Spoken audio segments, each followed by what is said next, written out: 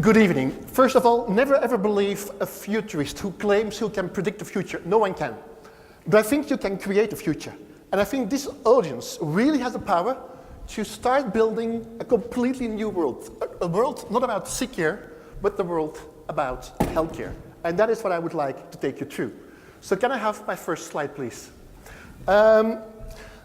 Before getting the slides, maybe trying to make one point clear. If you have to remember one slide, it's this one. This is a Wi-Fi wall at the beach in Peru. Only in the shadow you get Wi-Fi. It's digital, it's mobile, it's fun, it's nicely designed, and it prevents me from getting skin cancer. That is exactly healthcare by default. I don't have to think. The system builds, well, standard healthcare. Now, in order to build that story, I have to take you through, well, the back of the future. I don't have my next slides. Can you push the next slide, please? And I have to ask you what this is. Does anyone have a clue what this is? This is the biggest invention ever. Someone? This is soap. Soap managed to extend our lifespan with 100% in less than 200 years. We got 45, 200 years ago, we get 90. Because soap managed to deal with acute infections, with bacterial infections. And I don't know whether we can digitize soap. Next one, please. This is iSoap, but I think this is something we can do. Currently, more than 100 million children are living, next one, are living in countries where everybody has a smartphone, but where they have a hard clue to understand what the magic of soap is. Next one, please. Okay, and this is a project from UNICEF. UNICEF is distributing little pieces of soap in a cardboard, and the soap can be used to make drawings as well. And my master asked me, make me a little flower. And I make a drawing of a flower, show it to her. She sends that picture to someone next to her in the village, and that person says, that's a nice flower, but now motivate Koen to make a nicer flower. And I have to find water to rinse my hands and to make a next drawing. So what digital does, it gives me the experience to learn what it takes to deal with soap. And that exactly is what part of the future will build. We will learn new ways to deal with digital tools and to make sick care into healthcare. Next one, please. This is the door handle in my hospital. Once I go to the door recognizes me. And basically, it gives me soap. It sanitizes the soap on my hands. It's healthcare by default. Next one, please. And that is removing friction. And that is a very important thing, because if we turn sick care into healthcare, the biggest friction we can get out of the way is getting sick in the first place. And yes, we still get sick. These are the first pills, which contain a very small radio sensor within the pill. And once the pill enters my stomach acid releases the sensor, which sends a signal to a patch on my skin, and that patch sends a text message to my son that he took his medication at 5, or didn't. And all of a sudden, I have automated the process of having to deal with drug intake, with medication. This is a purely electrochemical application where we automate drug design. Next one, please. Now, I cannot do everything by pills yet, hard from. And this one you might have been using already in your house. The loudspeakers from Google, from Sonos, from Apple, which people normally use to, instead of search, ask, who was the second president of the States, or when does my meeting start tomorrow? When we started to play with this, we turned it around. I gave this loudspeaker to my father to tell him, you have to take your drug at 5 o'clock. Which he found cool, but not cool enough, because he didn't like that Siri voice. So we scouted for a little piece of technology. This comes from a small startup in Canada, Lyrebird.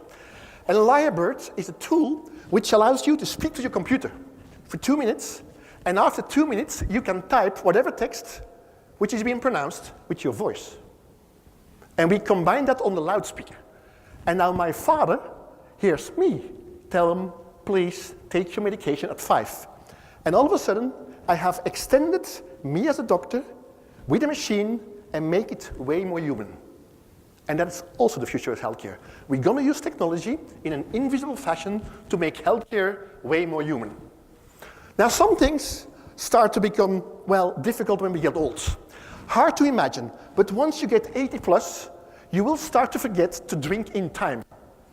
With one of the biggest material science companies on the planet, we developed a patch which can stick to my 85-year-old skin without peeling my skin off if I take it off, and which measures dehydration in the sweat and in the interstitial fluids. Is that good? No, not good enough. Because if I'm 85 years old and I forget to drink, how can I interpret the patch? So we made the patch smarter. Technology comes from DARPA, and we added a small layer of electronics into the patch, programmed the patch to interact via the internet with my TV. 85 years old, what I do a lot is watching TV. And every 3 hours, now my TV says, Koen, go drink. And all of a sudden, I have to combine technology with biology to change my biology of my behavior invisibly. And that is still something I can do. By the way, this is the collaboration we have with Vittel. It's a bottle manufacturer, well, a water manufacturer in Europe. And they make screw caps on the bottle, which we can 3D print. And we can make them such a way that there's a flag inside.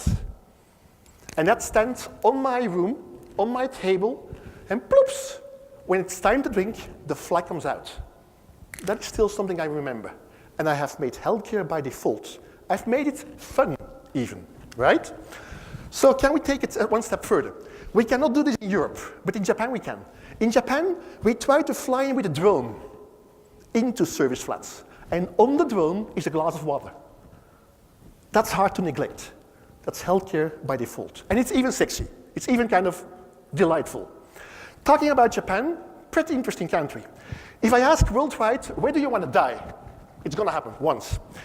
The majority of people everywhere on the planet, they want to stay at home as long as possible. Except in Japan. In Japan, people find it okay to die in the hospital. And why is that? Because in Japan, we have these kind of robots walking. Well, it's not really walking, it's floating around, a robo-bear. And a robo-bear can get me out of the bed, into the bath, into a chair, and basically become my companion. Which I like big time, but because there is not enough nurses, not enough doctors to take care of me. The robot becomes a human extension. And people like that big time. It's man plus machine, which makes it more human. Except in this hospital. This is here, in Missouri, St. Louis. This is the first hospital which looks from the outside just like everybody else. But from the inside, it's different. At the inside is not a single bed, not a single patient. Every patient is monitored by 6 screens. This is the doctor, this is the nurse, and basically they trust machines, sensors, to be with me and to keep me at home. And that is where I would like to take you through. Can we make a healthcare system where the hospital can disappear, where sick care is out of business? And I have to explain why I think that can be done. I'm trained as a molecular oncologist, spent the first, 20 years of my career seeing cancer patients, trying to treat cancer patients. And my mind-blowing moment was the first time I went to mainland China, something like 12 years ago. And where I learned for the first time something which really changed my life. A system, 2,200 years old, where the doctor got paid as long as people in the village remained healthy. How cool is that? I mean, I cannot even think about something more magic than that, right? So could we understand why we lost that, and can we build that again? And that is what I'm going to try to take you through. I believe you can help to create that world. A world where basically we are still going to die. Let that be clear. I'm not saying we're going to live forever. Dying, by the way, is the best invention of nature. Because dying makes you strive to something. If you would, live forever, you could do the things tomorrow. Don't do that. Do them tonight, right? Let me try to illustrate it differently. Imagine I try to sell you a watch, which tells you the number of days you have left to live. Is anyone interested? No, eh? I've asked already 200,000 times. Only 4 times someone said yes. They all 4 turned into psychiatry. But let's turn it around. Imagine I tried to sell you this watch. A watch where you can do something in your lifestyle or your environment, preventing the number from going down, or the number even goes up.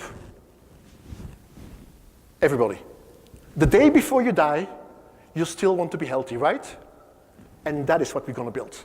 We're going to build this world, a world in which we're going to die young, but as late as possible. You with me? Okay, no one is against this, right? Let's try to build that. Why did we lose the Chinese system? This is the reason. If I send a package from here in Dallas to Barcelona with FedEx, UPS, I go to a website and I can trace that package every 5 minutes, which I find normal, right? My average cancer patient, my Alzheimer's patient, my diabetic patient is 8,750 hours by himself, not linked to a healthcare professional. So a FedEx package is better off than my patient. That's not normal. And that is what we're going to change. We're going to change that system by the introduction of something I like big time, guardian angels. Pretty fluffy, you might say, but these guardian angels are partially to be developed by you. You are building guardian angels. Let me try to explain. I'm going to show you 2. And the first one, I fully realize, is the hardest one to grasp. Nevertheless, it's the biggest present you ever got from your mom and your dad. And that present is your biological code, your genome, your DNA. Your DNA has 3 billion digits, which is 10 times the Encyclopedia Britannica. For 99%, we're all identical. 10 fingers, 2 eyes, 2 lungs. The 0.1% difference really makes us all different. We are different from monkeys for 2%, well, some people a little bit less. And just to put the number in perspective, 3 billion, it's just the basic level. There is more kind of granularity, especially if you know that the potato has a 3 times longer genome than we have. And I would like to argue that we made it, well, progress a little bit further than the potato. But for this discussion, it's okay. So we've just seen Gordon Moore being honored by the medal. Did someone ever see the picture here at the left? I guess so. You know what that is? It's a hard disk from IBM, 1954. It required a plane to get transported. That's how it looked. The hard disk in your smartphone is 10 billion times smaller, cheaper, more powerful. Until 7 years ago, that was the fastest technological development ever made by man. The increase in computer power every 18 months, no longer so. The fastest technological development ever made by man is our ability to identify our 3 billion digits, which make us human, no longer in 10 years' time for $3 billion. That's how we did it the first time. But now we can do it with this device, which you see here at the right, in 3 hours for something like $800. I can send you home tonight with your genome if you like. I'll ask in a second whether you would like that. Bear with me for a second. This was my father. A few years ago in the intensive care, with a double infection of the lungs. And what people then do, they take some liquid out of the lungs, grow it on a plate, hope that bacteria grow, and then decide which antibiotic to give. After 3 days, nothing was growing. The guy was ready to die. And then we took a small sample of liquid out of the lungs, sequenced with this device every bacterium in the lungs, and in 3 hours, we could compare every bacterium against a database from every bacterium ever seen, and in 3 hours, we got the right antibiotic. That's from 3 days to die to 3 hours to treat. That's better, but not good enough, because he got sick in the first place. So we have to take it one step further. When I sequenced myself, I found out a number of things, and I hardly understand my biology. Well, that's my business. That's really my profession. But one of the things I found out is that I will turn blind. I don't know when, but I will turn blind. And I found that fascinating to find out, because one of the things I changed since then, I take one supplement which prevents the degradation of the back of my eye At least that's what I hope it does. And therefore, I really got excited when the first algorithm became FDA approved, which I now use to scan the back of my eye with a piece of software, no doctor required, which combined with my biology basically allows me to follow progress of my eye just like I could follow a FedEx package. Basically, not yet every minute, and not yet every hour, but every week. And that gives me the comfort that if something really starts to change, I can interfere in time. So if I would stop here, and I would ask you, who would be interested in knowing his or her genome? Can you raise hands? Wow, no, that's not a lot. That's less than what I've ever seen. No, please. Who? Interesting. Not 10%. I can tell you, if I ask my students, 22 years old, the future of healthcare, max 1 in 5 says yes. And the reason why no, Angelina. Angelina lost her mom to ovarian cancer. She did a very small, tiny analysis of her genome, turned out to be predisposed to get breast or ovarian cancer, decided to remove her 2 breasts, and that exactly is a bridge too far. That's a decision which is always difficult. Till I show this.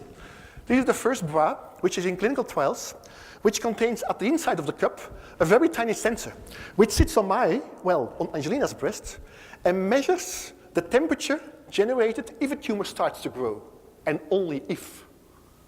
If I show this to my students, 1 in 5 turns 4 in 5. Because maybe it never happens. Luckily, I still have my 2 breasts. And if it happens, maybe I'm 55, kids are out of the house, the decision becomes easier, right? So technology changes behavior. Same with men. If I ask men, can I look to the chance that you get colon cancer? The majority says, well, no, because I don't want you to put this tube in the back of my body. We no longer do that. Now we have small, tiny pills, 360-degree cameras, which I swallow, which swim to my intestines, come out, and make better pictures than ever before. 1 in 5 men turns into 3 in 5. And that is fascinating, because technology changes behavior to the better. And then this happens. In my country, the last 5 years, we lose 3 soccer players, football players, which fall drop dead, sudden cardiac arrest, 17, 18, 21 years old, because their heart stops beating. That's absolutely crazy that still happens. Because we know which genome sequence predisposes. And do we have to tell them and stop playing sports? No. What we simply do, we implant a small defibrillator, and when the heart stops beating, the machine turns on. If I would ask you, losing your child, 18 years old, versus an 800 euro genome analysis and a small surgery, what do you pick? I don't even want to know what you pick, right? And that is why you should start to get interested in these kind of gadgets. Initially it was gadgets, like this Apple Watch, and I'm gonna show some more gadgets. But let me start with this one. In the past, when my cardiologist sent me home, he sent me home with an appointment the 1st of July, if I was lucky. I wanted to be sent home till a while with a cardiologist which puts a casket around my smartphone, this one, a live cord, which allows me to put my fingers 10 seconds on. It records my complete heart function, stores it in the cloud, compares against baseline, and if something is off baseline, my cardiologist, well, his nurse, he calls me and he says, Koen, we're not gonna wait till the 1st of July. I want to see you in a few weeks. I'm gonna tweak something. Which cardiologist do you like? The second one, right? And that's why this watch, just a few months ago, became a medical device, because it's able to measure 24/7 the variation of blocks of my heartbeat to predict atrial fibrillation. It's just one disease, it's one cardiovascular disease, but the big difference, the machine, the red curve you see here, is a big machine I used in my hospital once a year, max. This thing is on my patient 24/7. It's a guardian angel coming closer and allows me to become a better doctor. Then you could argue, well, we're not walking around with watches yet, yeah? By the way, one of the apps we developed in Belgium got also FDA approval just a few weeks ago. It's an app where we use the flashlight of your smartphone. And the flashlight of your smartphone allows you to shine through your finger, and my heartbeat or my heart rate variation changes the color of the tip of my finger. I cannot see that, but my machine does. That app is always with me, 24/7. And by simply measuring a color change and a small AI algorithm, I start to become the guardian angel of my patient. And that is why I would love you to start developing this into next generation. This is the first patch which does do the same as what the Apple Watch does do, but with everything on one device, battery powered as well. So starting to think about the exercises we make with stupid wearables and changing them in electrochemical solutions is, I think, the way to go. But then here you think, well, Mr. Kas, you're not making your point. Because if so little people want to have their genome, well, maybe it's way too early to even play with that genome, luckily. My health is basically partially defined by what I got from my parents, but big time by my lifestyle and my environment. And let's not play with that genome yet. Playing with lifestyle environment, more acceptable, right? By the way, do you know what the best indicators is to define how old you will become? Someone? It's the age your parents will have when they die and your zip code. Your zip code tells something about your social status and the quality of the air. In 2019, that's the best we have. So I agree, we can do better. So let's try to do better. When these things came to the market, and I've seen a lot of people walking around with Fitbits, people said, well, it will remain gadgets forever, where people play with, and after a few weeks, months, people get rid of that. But I think I'm going to point otherwise. This is the gadget my mother wears. My mother is 85. She wakes up every single day at 8 o'clock, goes from the bedroom to the bathroom, from the bathroom to the kitchen, and from the kitchen to the living room. And that is the wearable she wears. I am not interested in the steps she takes. But this one measures the time to go from room A to B, and B to C, and C to D. And if it takes 30% more time in March than in January, it's probably because liquid starts to fill her lungs. And that's the first indicator for acute heart failure. That's my guardian angel, which prevents my mother to get acute heart failure without me knowing. And that I find exciting. If you would have kids which eat too fast, give them this cutlery. This is cutlery which measures the serving time between each serving. When it goes too fast, it shakes. My kids have that fantastic, really fantastic. And this way, we start to see new things, yeah? This is an FDA-approved tracker which sticks to my baby so that I don't have to go to the cradle to measure temperature and basically can follow temperature on my smartphone. It's without friction.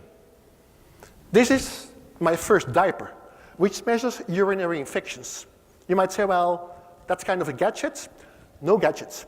One of the biggest incidences of urinary infections is hitting elderly people, postmenopausal.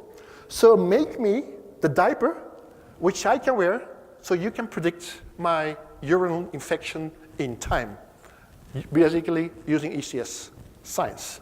And therefore, every single measurement your doctor performed on you, you will be able to perform on yourself 2 years from now with a medical device. That's everything. This is the pap smear. You can do, you don't have to, but you can do your pap smear at home. Every single measurement you will be able to do at home. Same for treating things like pain. These are the first wearables which sit on my back, on my lower back, knees, and basically with a small electrochemical current treat me instead of having to go to my doctor and doing it apart. So therefore, we started to wonder what is out there. And a few months ago, we launched the list of approved medical apps, which is not a lot. If you look to the Apple Store and the Google Store, in each of them you have 160,000 apps which claim to do something with health, fitness, wellness. The ones you can trust are not that many. 155, that's the list, for free. You can look at it. Yeah? So by showing this to people, we learned people what was out there, and we gave them kind of a toolbox to start implement in their practice. This is Migraine Buddy. One example. If you might have someone in the family who is hit by headaches or migraine, give him this app. You will be his or her champion forever. What I do here is the following. When the pain starts, I press on my head on my smartphone. That's where the pain starts. I tell the app how much physical exercise I took or didn't, how much I've been sleeping, how much coffee I have been drinking, how much cheese I've been eating, and throughout the day, the app asks me, how do you feel? And I simply respond with emoticons. After 3 weeks, this thing told me, Koen, your headaches always start on Monday. If you come back from London on Friday, sleep longer than till 8:30, drink more than 6 coffees on Saturday, don't drink 2 liters of water on Sunday, and don't do 8,000 steps on Monday. No one ever told me that. This single app found out in 3 hours.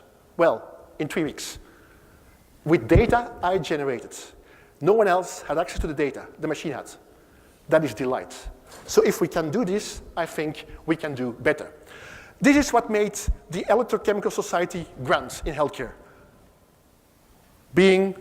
Having the ability to measure glucose in diabetics. This is one of the coolest experiments from one of the market leaders in non-glucose measurements, Dexcom. Dexcom made the data from its diabetic patients open source for you to search. So what I now can do, my child has diabetes, for instance, and he's 1 week at home. And that week that he's at home, I leave him awake 1 hour later so he can watch the Netflix. And I see after that week, 1 week later, he has a peak in his glucose. Maybe that's a one-off. But now I can go to a public website with open data and find out whether other people have the same. And I become a do-it-yourself scientist. I think that is the essential way to get science forward, to start making it open. But then the really exciting thing started. A few years ago, we sent 6,000 diabetic patients home with a step counter. How basic can it be? And we split them in 2 groups, 3,000, 3,000, and proved that people who did an extra 2,000 steps a day, 2 years later, were free from worsening of the disease, or they got cured by simply walking. Do you recall the watch I tried to sell? Where playing with your environment keeps you healthier? This was the first proof, new in the paper. And then you think, yeah, sure, we know that. It's about changing that behavior. So how do you do that? That's option 1. Maybe over the top. This is a small bracelet which gives you a small electric shock if you're not moving up. In times of 50 Shades of Grey, there seems to be a market for that. Yeah? This might be better. This is a new bank in Melbourne. And the bank is designed in such a way that there is so many stairs within the bank to go from my office to the coffee machine, from the coffee machine to my boss, that I don't have to practice at home. It's healthcare by design.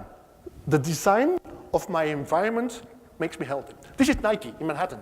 I get the free product out of a vending machine if I first walk. And this is the Alpha Bank, coming from Russia. The Alpha Bank pays me a higher interest rate on my bank account if I do 10,000 steps a day. That's no altruism, eh? By the way, altruism is the extreme form of egoism. I live longer and remain a client of the bank for longer. And all of a sudden, I start to see the Chinese model coming again. I'm being paid to remain healthy. This is a cool one. Are all of you using Netflix? Majority. If my wife tells me you should practice more, I hate that. Now I have my favorite character on Netflix as my coach on my smartphone. And I can watch the next episode of my favorite series as I first move.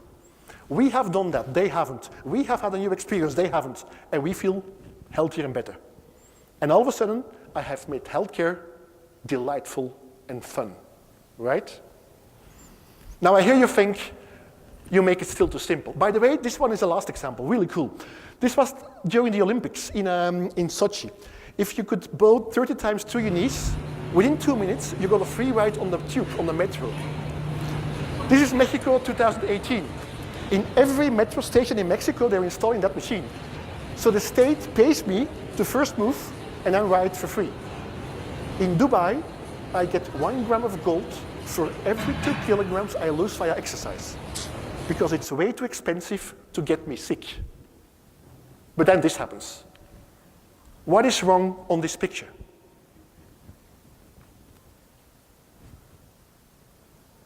No lights. The lights are broken. And that's a really important point, because if I tell my patient, you should exercise more, but the lights are broken in the street, she doesn't dare to walk out. So part of healthcare is making sure that these things are fixed. And that is what really is happening in the real world. And that is why this becomes interesting. This is Nestle in Japan. Nestle allows me to make a picture of what I eat. And based on what I eat, they tell me which extra vitamin or supplement to take. That's the most difficult algorithm you see today. Because if I make a picture of a bagel, well, the algorithm doesn't know whether there is inside of the bagel a piece of chocolate or a piece of nuts. But in the street where I live, there is only one bakery. And that bakery only makes bagels with nuts. That's a real data points, which together with a few other points allow me to start knowing more 24/7 who I am, what I need. This is the first sensor, which based on electrochemistry measures the amount of salt. It's not so much what I eat, it's what happens once it comes in my body that interests me. And therefore, completely new tools, basically coming from this society to understand what happens when it passes my mouth, are one of the biggest needs we have in healthcare, to understand how basically my diet influences who I am. And let me try to make myself clear. A few years ago, I was spending a number of days together with a number of my colleagues to write a paper on the best diet advice you can give to people. And we were sitting in the north of Italy, in Alba in Piemonte. Alba is the place you have to know because pigs get truffles out of the ground. It was 8 years ago, and this picture came out, North America, where every McDonald's is a flashlight. And that's interesting, said one of my colleagues, Italian, because at that point in time, there was only one McDonald's in the entire North Italian region. So how do you prove that I keep you healthy? Because of the diet, or because I don't send you to a burger kit? And that is why you need big data. That is why you need insights combining things out of the real world. And this one is really telling with regard to that. This is Moody's. Download Moody's tonight and talk to it for 2 minutes. After 2 minutes, it tells you in which emotional state you are. It's pretty freaky, but it's pretty right as well. It's a single data point which together starts to make myself more informed. And one of my colleagues is a fashion designer, Jasna work. And what we develop is fashion as prototypes using, amongst others, monitors to measure brain waves, but also monitors sticking to my body to measure physiological parameters, to turn things I hardly can explain as a patient into emotions, so that you can see, based on my clothing, how I feel. And this way, I think, we will start to be able to deal with the biggest epidemic which comes to mankind. The biggest epidemic is no longer diabetes. The biggest one is being lonely, loneliness. Hitting mainly people between 18 and 30 years old, which are fantastic in keeping up appearances with their smartphone and with their social network, but which have a hard time to say, well, I'm Koen, who are you? Let's do something together. Being human. These are data we have from Instagram. Instagram allows you to send, well, a picture and get a color filter on top. People who use reddish and orange filters today, and within a month turn to grayish and blue, have a pretty high chance to get depressed 2 months later. Color tells you something about emotion. Orange, red is happiness, right? Blue and gray is cold. A single data point, but combined, basically allows me to get a companion aside. And this one is a good one. This is my psy. Sometimes I'll feel anxious, which I even don't dare to tell to my best friends and not to my wife. But I dare to tell to him, her. This is Woobot. Woobot is straight as my psy, 24/7 with me. And before I came on stage, I told him, well, will I manage? And he convinced, you'll do fine. It's my companion, always with me, a guardian angel to keep me healthy. And this way, you might argue, we move to a world where getting way more data, that's a good thing, allows me to start anticipating disease, that's a good thing, And if I can start anticipate disease, I can create the ultimate delight, which is getting the friction of getting diseased out of the way. But I hear you think, well, oops. How on earth are we going to deal with this? Privacy, ethics, and even the moral obligation of, well, maybe I don't want to be healthy, right? So let me try to illustrate how I think we're going to do that. Who of you is willing to tell me where he or she will be Saturday afternoon at 3 o'clock? Anyone? Not a lot. The majority of you thinks, Mr. Kas, none of your business, really. But let me try to illustrate what happens when you go to Disneyland. When you go to Disneyland, you get this box sent home. A box with magic bands. Your name, the name of your partner, the name of your kids. By the way, what I hate when I go to Disneyland is waiting 45 minutes in line in front of Avatar with my kids. Not nice. But when I enter the park, the band gets me in for free. I mean, without payment. That's a product. And 2 minutes before 3 o'clock, that band tells me, Koen, if you leave now from where you are in the park to Avatar, there is no line. And that's a pretty cool service. I'm willing to give up my location on a square meter because I got more in return. That's the future of healthcare. We're going to share data. And in return for data, we're going to get health. By the way, we entered the park and my wife got flowers. From Disneyland. My wife got flowers. My wife's birthday is the 4th of September. We came there the weekend of the 4th of September. I had filled in a form saying what her birthday was.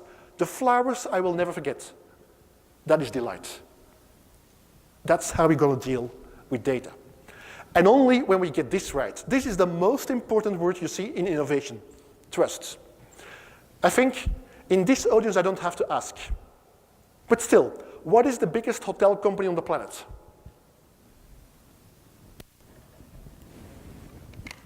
Yeah, so it's no longer Hilton or Marriott. It's a website. Hey, it's Airbnb. That's how the website looks like. These are apartments you can get in a pretty nice city in Belgium, in Bruges.